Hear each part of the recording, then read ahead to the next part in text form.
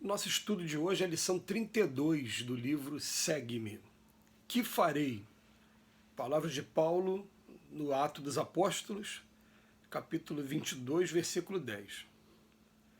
Muita gente aproxima-se do Evangelho para o culto inveterado ao comodismo. Como dominarei? Interrogam alguns. Como descansarei? Indagam outros. E os rogos multiplicam-se estranhos, reprováveis, incompreensíveis. Há quem peça reconforto barato na carne, quem reclame afeições e débitos, quem suspire por negócios inconfessáveis e quem exija recursos para dificultar o serviço da paz e do bem. A pergunta do apóstolo Paulo no justo momento em que se vê agraciado pela presença divina é padrão para todos os aprendizes e seguidores da Boa Nova. O grande trabalhador da revelação não pede transferência da terra para o céu e nem descamba para sugestões de favoritismo ao seu círculo pessoal. Não roga isenção de responsabilidade, nem foge ao dever da luta. Que farei? Disse a Jesus, compreendendo o impositivo do esforço que lhe cabia. E o mestre determina que o companheiro levante-se para a sementeira de luz e de amor através do próprio sacrifício. Se foste chamado à fé, não recorras ao divino orientador suplicando privilégios e benefícios que justifiquem tua permanência na estagnação espiritual. Procuremos com o Senhor o serviço que a sua infinita bondade reserva-nos e caminharemos vitoriosos para a sublime renovação. Quando a gente tem acesso a um texto igual a esse, a gente lembra que quando a gente compra um pacote para fazer uma viagem, se a passagem de avião está marcada para as 15 horas, a gente vai chegar lá com 1h30, no mínimo, se o voo for doméstico, claro, né? Se for internacional são 2 horas, por causa de alfândega. A gente vai chegar na hora rigorosa, até com folga, temendo perder o voo. E o que acontece? Quando a gente vai tratar de trabalho voltado para o Evangelho, a gente vai adiando e exigindo alguns privilégios. Por exemplo, eu só vou trabalhar, eu não posso trabalhar porque estou desempregado, tem que arrumar um emprego. Eu não posso trabalhar porque estou empregado e estou o tempo todo no meu trabalho, e quando saio do meu trabalho estou cansado, tenho que descansar. Eu não posso trabalhar porque estou sozinho, tenho que arrumar uma companhia para viver comigo. Eu não posso trabalhar porque agora eu sou um homem, uma mulher casada e por conta do casamento tenho minhas atribuições. Eu não posso trabalhar porque não tenho saúde. Gente, as desculpas, elas vão se acumulando com o tempo e o tempo todo adiando o que a gente tem a fazer. Mas o Emmanuel, nessa lição de hoje, ainda vai mais além. Há pessoas que estão pedindo... Vamos pegar aqui de novo, para a gente não esquecer o que ele está falando, né? Ele está falando assim, a quem peça reconforto barato na carne, tá? Há quem peça, quem reclame afeições indébitas, ou quem suspire por negócios inconfessáveis, ou quem exija recursos para dificultar o serviço da paz e do bem. Gente, para não ficar buscando exemplo dentro de cada um, eu vou lembrar só de um que para mim foi marcante, marcante mesmo, essa nova fase do cinema nacional, quando lá no início do século lançou o filme Cidade de Deus. Aí tem um momento no filme Cidade de Deus que, antes de partir para um assalto, aquele grupo se reúne, reza o Pai Nosso e pede proteção. Pede para que no assalto dê tudo certo. Pede que eles não precisem utilizar de violência maior do que apenas o constrangimento para aquele que vai ser assaltado. Eu fiquei, meu Deus, a gente faz exatamente isso em doses menores.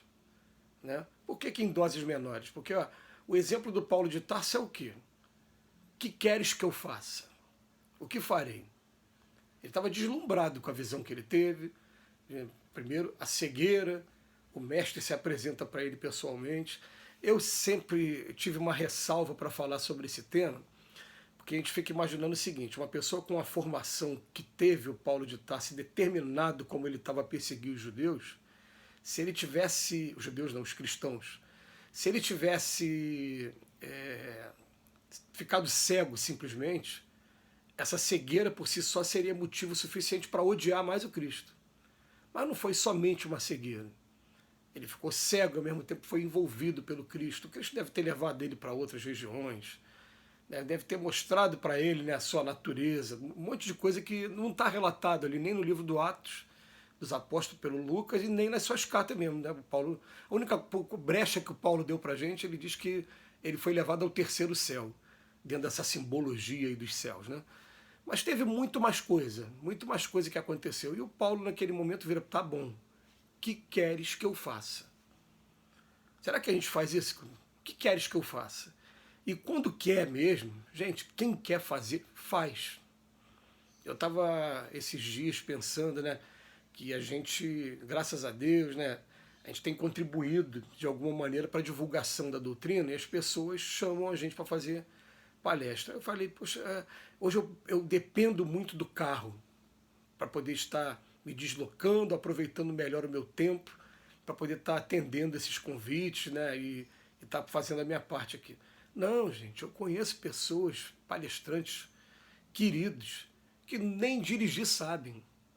E mais, eles pegam um ônibus, pegam um trem, pegam um metrô e vão a regiões que normalmente quem está com carro não vai. Né? Ele vai a região que é dominada pelo tráfico, dentro de um centro espírita lá dentro para poder fazer uma determinada palestra. Recebe autorização para entrar naquele lugar. Porque existe o respeito, né? O respeito, graças a Deus, o respeito com relação ao espírita. O espírita é muito reconhecido pelas suas obras sociais e pelo trabalho de assistencialismo que ele acaba fazendo. Né? Vocês terem uma ideia, né? Teve um dia que foi até engraçado, falei isso aqui em um dos estudos.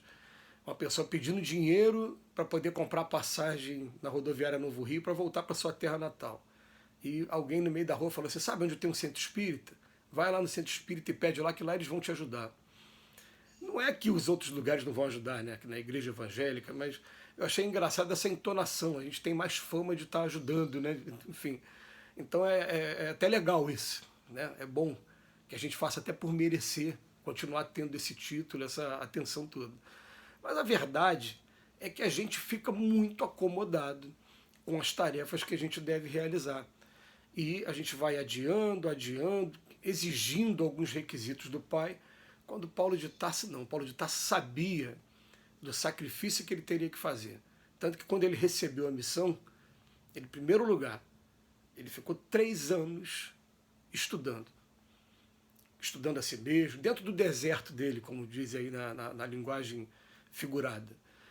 Eu me lembro, por exemplo, Leopoldo Machado dizia que ele ficou 10 anos estudando doutrina espírita, comparando com outras religiões, até ele conseguir se sentir apto, preparado para poder debater doutrina espírita. 10 anos não é 10 dias, gente. São 10 anos. A gente consegue lembrar o que a gente estava fazendo há 10 anos atrás? Né? Tentar lembrar de tudo. São 10 anos estudando a doutrina que, quando a gente abre a introdução do Livro dos Espíritos, Allan Kardec fala que uma doutrina séria como essa só pode ser entendida se for estudada com perseverança, com resignação, com continuidade. Está lá na introdução do livro. Ele faz isso e depois de 3 anos ele sai, mas ele sai para um terreno que não era nada fértil, gente. É aquele terreno duro, endurecido mesmo.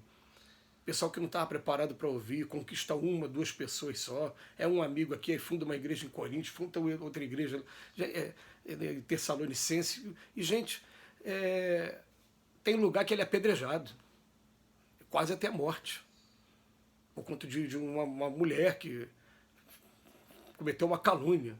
A mulher que tinha se interessado nele, a mulher era casada, como ele não retribuiu, o que acontece? A mulher foi dizer que ele tinha se insinuado para ela, para os maridos.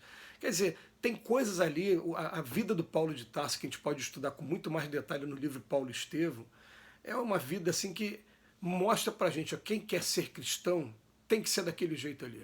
O que queres que eu faça? Não atender os meus caprichos pessoais. O que queres que eu faça? É a pergunta que a gente deve fazer o tempo todo. Que Jesus nos abençoe hoje e sempre.